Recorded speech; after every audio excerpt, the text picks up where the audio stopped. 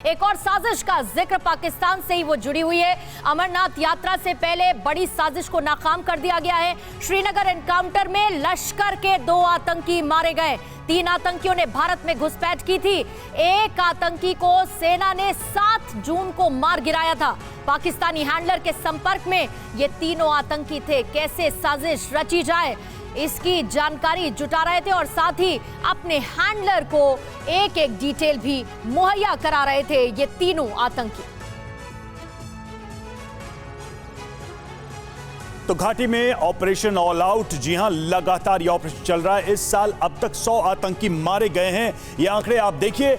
और 5.5 महीने में 71 स्थानीय आतंकी ढेर हुए हैं जो लोकल लोग इन्वॉल्व थे, और सुरक्षा बलों ने 29 विदेशी आतंकियों को भी मार गिराया है। सबसे ज्यादा लश्कर के 63 आतंकी ढेर किए हैं सेना ने। जैश ए मोहम्मद के 24 आतंकियों को ढेर किया गया है सेना के द्वारा। तो ये लगातार ऑपरेशन चल रहा है। समीर, प्रश्न यही है कि पाकिस्तान सुधरेगा नहीं। अभी बात हो रही थी, जैसा कि कह रहे थे, हर चीज की जिम्मेदारी आप पाकिस्तान पे डालते हैं, लेकिन पाकिस्तान के भेजे हुए आतंकी यहां उनकी लाशें बिछ रही हैं, वो भी नहीं देख पा रहे। बिल्कुल सही बात है। अजीम भट्ट हमारे साथ मौजूद हैं, पाकिस्तान के जर्नलिस्ट। अजीम, क्या कहेंगे इस पर? आप कह रहे थे ना कि अगर आप लोगों को पता चल जाता है तो फिर साजिशों को नाकाम क्यों नहीं कर दिया जाता? नाकाम लगातार किया जा रहा है। और अमरनाथ यात्रियों पर हमले की प्लानिंग के साथ 3 आतंकी आते हैं। उनमें से मैं आपको बता दूं 2 पाकिस्तानी आतंकी हैं और एक आतंकी जो तीसरा मारा गया है वो पाकिस्तान में ट्रेनिंग लेकर जम्मू कश्मीर में आया था। अब क्या कहेंगे?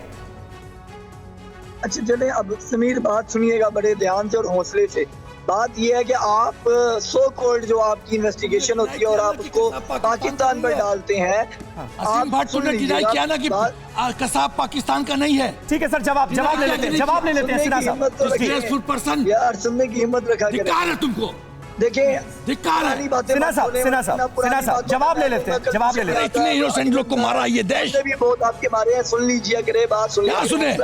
नहीं सुनेंगे, बकवास करने के लिए नहीं सुनेंगे तुम्हारी बात। आपको चीर के साहब नहीं है, लश्कर तो इन्वॉल्व नहीं है, हम आतंकी नहीं भेजते हैं। आप अपना सिस्टम सुधारो, फालतू बात सुन ले। अरे तुम्हारा अपना देश तो संभलता नहीं है, अपना देश तो गृह से बचा लो। पहले तो टीटीपी के तुम्हारी सेना टीटीपी सामने सरेंडर करती है। कावड़ आर्मी। सिन्हा साहब एक बार बात सुन ले उनकी जरा। अजीम बोलिए, क्या कहना चाहेंगे? आपने 70 साल से कुछ नहीं किया, आपने 70 साल से बचाया हुआ है। बातें ना किए, आप जवाब सुना करें। अब बात यह है कि मीडिया ट्रायल नहीं होना चाहिए। अगर आपको लगता है कि पहले टीटीपी को तो हैंडल कर लो, पहले टीटीपी को हैंडल करो। कावड़ आदमी, तुम्हारी सेना सरेंडर करती है, पेशावर में बच्चों को मारा जाता है। क्या कर लिया टीटीपी का? क्या कर लिया? बस करता है खाली। कैसे ना सर, एक सेकंड अब आप होल्ड कीजिएगा। अजीम, अपनी बात अब आप पूरी कीजिए और प्लीज फैक्ट्स पर बात कीजिएगा। जी मैं फैक्ट से बात कर रहा हूँ। मेरे इनकी उम्र का भी बहुत लिहाज है, इसलिए मैं बदतमीजी नहीं करना चाहता हूँ। इनको बहुत अच्छी बात है अजीम। तुम करते हो। सिन्हा सर एक बार जवाब सुन लेते हैं उनका। बदतमीजी तुम करते हो। सिन्हा सर जवाब सुन लेते हैं। 70 सालों से हमने अपना मुल्क बचाया हुआ है। आप हमारा कुछ नहीं उखाड़ सके हैं और अभी आप कुछ नहीं उखाड़ सकेंगे। ये मीडिया मुद्दों की बात करिए ना, एक तो जवाब मुद्दे पर दे दीजिए, सिर्फ एक जवाब। बालाकोट में ठोका ना, बता लिया अपने आपको। कोई भी ऑफिशियल। ठीक है अजीम भट्ट साहब, मैं रोकना चाहूंगा। एक अहम खबर है, हम बताएं।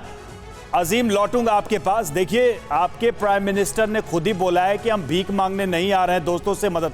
मैं तो बस इतना ही सोच रहा हूं कि पैसे मांग रहे हैं, एक जोड़ रहे हैं ताकि देश चल सके। आप कह रहे हैं 70 सालों में देश बचा। अगर ऐसे देश बचता है तो भाई नमस्ते है, आपको सलाम है। ऐसे ही भीख मांग के देश बचाइए। आपके प्राइम मिनिस्टर वो कह रहे थे, हमें इसमें कोई दिक्कत नहीं, आप बचाइए देश ऐसे ही। अड़ी सोमवार से शुक्रवार शाम 6 बजे सिर्फ TV9 भारतवर्ष पर।